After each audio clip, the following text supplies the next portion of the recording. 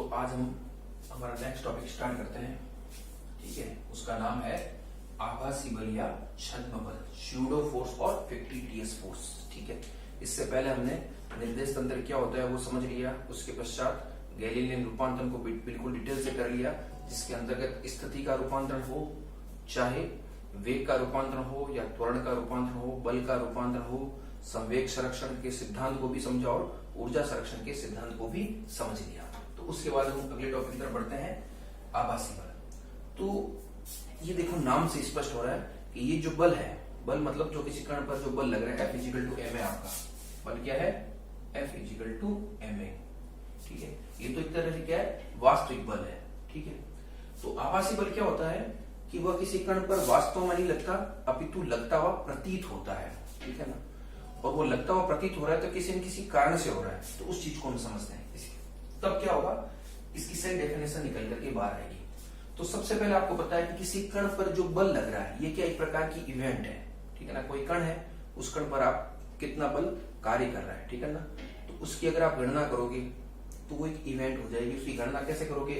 उसकी गणना करने के लिए आपको क्या चाहिए? पहले तो एक फ्रेम ऑफ रेफरेंस चाहिए, क्योंकि F is equal to M A, किस फ्रेम ऑफ रेफरेंस में आप इस फोर्स को, उस पार्टिकल पर जो फोर्स लग रहा है उसका कैलकुलेशन कर रहे हो। तो जैसे मान लीजिए फ्रेम S है और ये कोई कण है, तो इस फ्रेम ऑफ रेफरेंस से इस कण पर लगने वाला बल आपकी क्या हो जाएगा? F is equal to M A. ये तो क्या कहलाता है? वास्तविक बल कहलाता है। क्या कहलाता है? वास्तविक बल, वास्तविक बल, रियल फोर्स। ठीक है, रियल फोर्स। अब कभी कभी क्या होता है कि जो आपका निर्देश तंत्र है वो खुद क्या होता है, मोशन में होता है। हालांकि जड़त्व निर्देश तंत्र में हमने पढ़ा था कि आपका जो निर्देश तंत्र S है वो स्थिर भी हो सकता है और नियत वेग v से गतिशील भी हो सकता है। ठीक है, तो गतिशील तो वहां भी था लेकिन वह आभासी बल नहीं था। लेकिन यदि आपका ये निर्देश तंत्र त्वरित गति से, यानी उसमें एक्सीलरेशन हो, यानी उसका जो वेलोसिटी है, उसका जो वेग, या आपने जो बनाया था ना वेग v, ये v आपका, ये आपने क्या लिखा था? नियत। ये नियत नहीं होना चाहिए। जो आपका फ्रेम ऑफ रेफरेंस है वो क्या हो? एक्सीलरेटेड हो। तो उस स्थिति में क्या होता है कि जो आपका कण होगा, जिस कण पर आप बल का मान ज्ञात कर रहे हो F is equal to M A के रूप में, उस कण पर एक F is equal to M A तो लगेगा ही लगेगा, उसके अलावा एक अन्य प्रकार का बल भी लगता हुआ प्रतीत होगा। लेकिन वो लगेगा कब? जब आपका निर्देश तंत्र क्या हो? त्वरित गति से गतिशील हो। ठीक है ना, एक्सीलरेटेड मोशन हो, केवल तभी लगेगा, अदरवाइज नहीं लगेगा। तो अब इसकी हम डेफिनेशन बनाए तो क्या बनेगी कि आभासी बल या छद्म बल किसी कण पर वास्तव में कार्य नहीं करते, अपितु निर्देश तंत्र की त्वरित गति के कारण कण पर लगते हुए प्रतीत होते हैं। ठीक है, शब्द आपको क्या याद रखना है? त्वरित गति, त्वरित गति। और मोर ब्रॉडली समझना होता है वैसे लिख दो, निर्देश तंत्र की त्वरित गति। तो जब निर्देश तंत्र त्वरित गति से गतिशील होगा तभी ये बल लगेंगे। ठीक है, तो ये डेफिनेशन होगी। फिर इस बल का जो मान होगा, उस बल के मान को निकालने के लिए हम देखते हैं, पहली बात तो बल है, तो बल का मान तो सिंपली क्या होता है हमेशा? F is equal to M into A. अब ए होगा तो उसको हम क्या कह देंगे? अगर ये मान लो F, ये तो रियल था आपका, और ये क्या है? शूडो या फिक्टिटियस है, तो इसको मैं ऐसा लिख सकता हूं F आभासी। तो F आभासी का जो मान होगा वो क्या होगा? ma0। जहां a0 क्या है? a0 है निर्देश तंत्र का एक्सीलरेशन। याद रखिए a0 क्या है? a0 आपका क्या है? Acceleration of frame of reference, ये आपका FOR, निर्देश तंत्र का त्वरण a0, यानी जो आपका निर्देश तंत्र है वो a0 त्वरण से गतिशील है। तो ये आभासी बल है। तो अगर आपका निर्देश तंत्र इस तरह से है तो किसी कण पर आपके दो तरह के बल लगेंगे। जो F टोटल होगा आपका वो क्या हो जाएगा? वो होगा एक तो F रियल, रियल तो लगना ही लगना है, क्योंकि अगर m द्रव्यमान का कण है, उसका खुद का त्वरण a है, तो उस पर ma बल लगेगा। और दूसरा आपका F फिक्टिटियस, ये F आभासी, F वास्तविक प्लस F आभासी। तो ये क्या है? ये F टोटल लग किस पर रहा है? कण पर लग रहा है, m द्रव्यमान के, और वो इन दो बलों का सम है। तो इसका मान तो आपको पता ही है, द्रव्यमान इंटू त्वरण होता है, और F फिक्टिटियस क्या हो जाएगा? द्रव्यमान इंटू जिस त्वरण से निर्देश तंत्र गति कर रहा है वो त्वरण। और इस बल की जो दिशा होती है वो दिशा क्या होती है? हमेशा कि जिधर निर्देश तंत्र गति कर रहा है उसके ठीक विपरीत होती है। इस लाइन को आप याद कीजिए और नोट भी करना आराम से कि आभासी बल जो होता है उसकी दिशा सदैव जिस दिशा में निर्देश तंत्र गतिशील है उसके विपरीत होती है। अगर आपका निर्देश तंत्र ऊपर की तरफ है तो ये बल नीचे की तरफ लगेगा, अगर आपका निर्देश तंत्र दाएं तरफ गतिशील है तो ये बाएं तरफ लग जाएगा, अगर आपका निर्देश तंत्र नीचे की तरफ गतिशील है तो एफ आभासी ऊपर की तरफ लग जाएगा। वन वर्ड याद रखिए, डायरेक्शन जो होती है वो ऑपोजिट होती है किसके? मोशन ऑफ आपके फ्रेम ऑफ रेफरेंस। जिस डायरेक्शन में frame of reference accelerated motion में है उसके विपरीत। ठीक है, तो ये इसकी डेफिनेशन हो गई। तो जब भी आभासी बल पूछे तो आप क्या नोट करोगे? एक तो उसकी डेफिनेशन बताओगे और दूसरा आप ये मान लिखोगे और फिर इसकी दिशा बताओगे। तो इस तरह से आप आभासी बल को आराम से समझा सकते हो। अब इस आभासी बल को हम कहां फील कर सकते हैं, इसको हम कहां महसूस कर सकते हैं ये बल लग रहा है? तो आपने पढ़ी होगी लिफ्ट की गति। आपने देखा होगा जब हम लिफ्ट में खड़े होते हैं तो लिफ्ट ऊपर जाती है या नीचे आती है तो आपको आपके भार में परिवर्तन महसूस होता है। तो वो परिवर्तन इस आभासी बल के कारण ही होता है। अगर लिफ्ट रुकी हुई है और आप उसमें खड़े हो तो आपको अपना भार उतना ही महसूस होगा जितना आपका वास्तव में है। लेकिन अगर लिफ्ट गतिशील है तो आपको आपके भार में परिवर्तन होगा। कभी आपको हल्कापन लगेगा, कभी भारीपन लगेगा, कभी आप भारी लगोगे, कभी हल्के लगोगे। तो अब उसको हम देखते हैं। तो उससे आपका क्या होगा, ये आभासी बल का कॉन्सेप्ट और अच्छे से क्लियर हो जाएगा।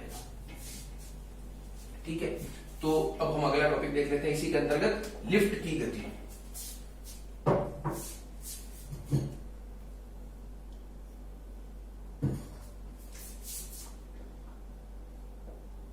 लिफ्ट की गति, तो इसमें हम दो केस देखेंगे। पहला, जब लिफ्ट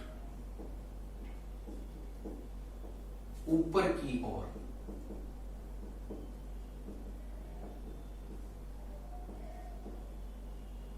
गतिशील हो। ठीक है, तो आप सिचुएशन कैसे हो जाएगी? मान लो ये लिफ्ट है, इसमें कोई एम द्रव्यमान की कोई वस्तु या कोई व्यक्ति खड़ा है और ये लिफ्ट किधर है? ऊपर की ओर चल रही है, a0 त्वरण से चल रही है। तो अब देखिए ये आपकी लिफ्ट है,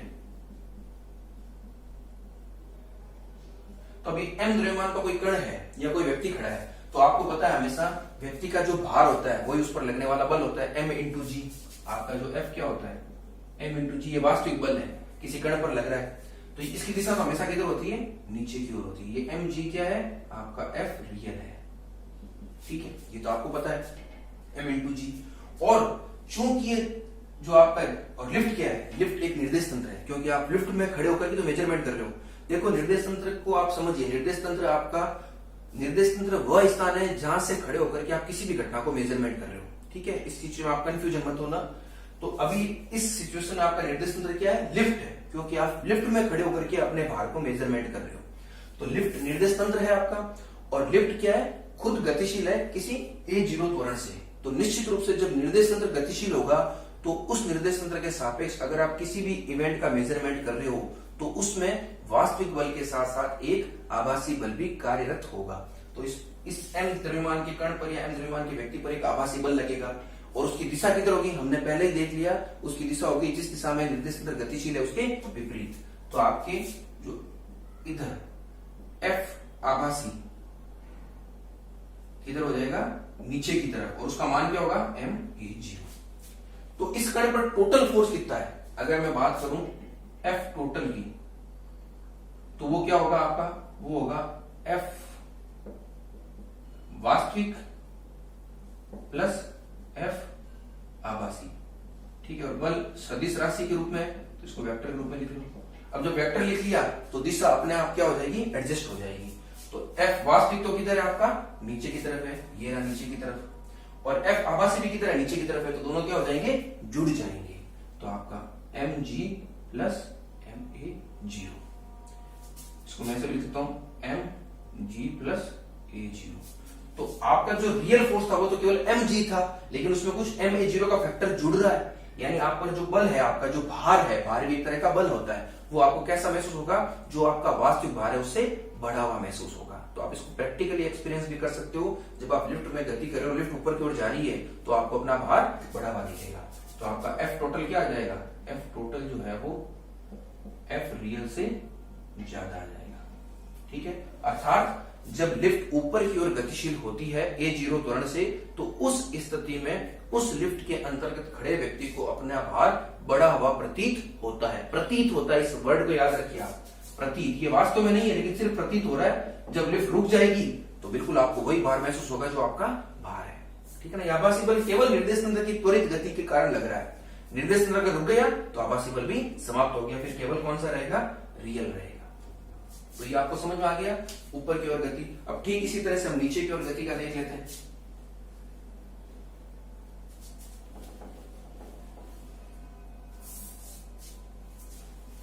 ये लीजिए, जब लिफ्ट नीचे की ओर गतिशील हो तो ये लीजिए, तो इस स्थिति में ये तो भार तो नीचे ही लग रहा है, और आपका जो एफ आभासी होगा वो किधर हो जाएगा, ऊपर की ओर हो जाएगा। एफ आभासी आपको ऊपर की ओर, ma0। तो वापिस वही F total is equal to F real, चलो वास्तविक प्लस एफ आभासी। तो ये लो, अब दिशा देखते हैं। वास्तविक तो नीचे की तरफ है, ये लीजिए mg, ये ऊपर की तरफ है माइनस ma0, डायरेक्शन विपरीत है तो माइनस का चिन्ह आ जाएगा। तो आपका क्या हो गया, mg माइनस a0।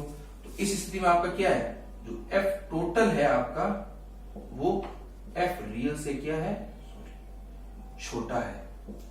तो इस स्थिति में आपको अपना भार कैसा मिलेगा, कम प्रतीत होगा।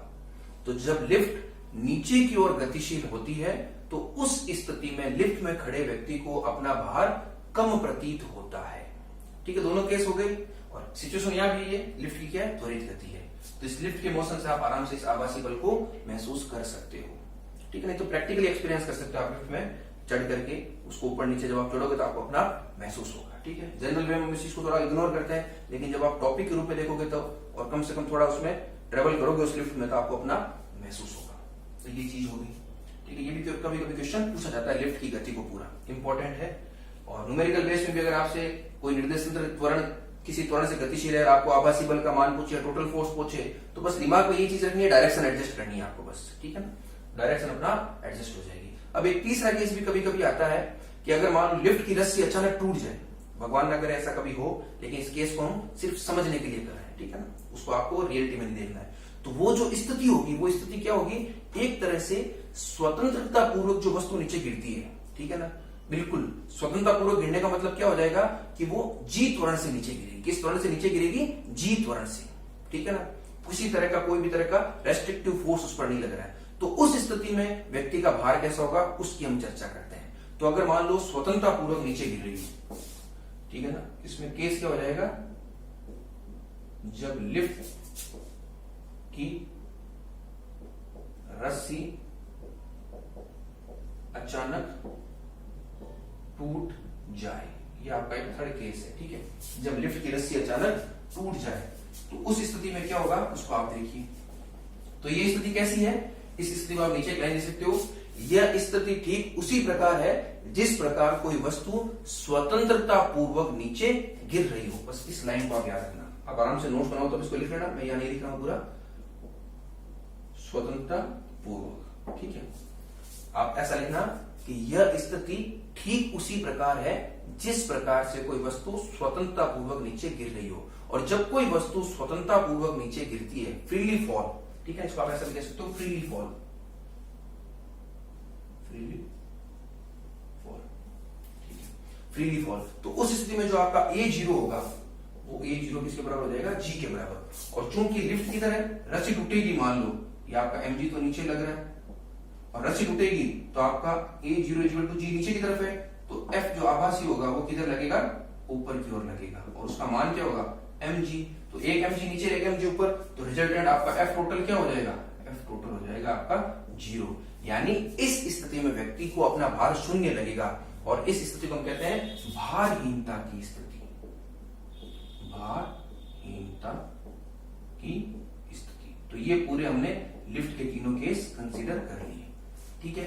मैं एक बार ब्रीफली इसको वापस रिकॉल करता हूं। आभासी बल क्या होता है, आभासी बल वह बल होता है जो किसी कण पर वास्तव में नहीं लगता, अपितु निर्देश तंत्र की त्वरित गति के कारण उस पर लगता हुआ प्रतीत होता है। और इस बल की जो दिशा होती है वह सदैव निर्देश तंत्र के गति की दिशा के विपरीत होती है, ठीक है। तो इसकी डेफिनेशन होगी। फिर हमने लिफ्ट का केस कंसिडर किया था। लिफ्ट जब ऊपर की ओर गतिशील हो तब क्या होगा, लिफ्ट जब नीचे की ओर गतिशील हो तब क्या होगा, और लिफ्ट की रस्सी अचानक टूट जाए तब आपको भारहीनता की स्थिति महसूस होती है। तो इस टॉपिक को आप बड़े आराम से कर सकते हो। ये एग्जामिनेशन पॉइंट ऑफ व्यू से भी इंपॉर्टेंट है और समझने के हिसाब से भी इंपॉर्टेंट है। ठीक है, इसके अंदर जो फिजिक्स इन्वॉल्व है उसको आपको समझना है। तो इस लेक्चर को हम यही फिनिश करते हैं, फिर जो अगला टॉपिक होगा उसको हम नेक्स्ट लेक्चर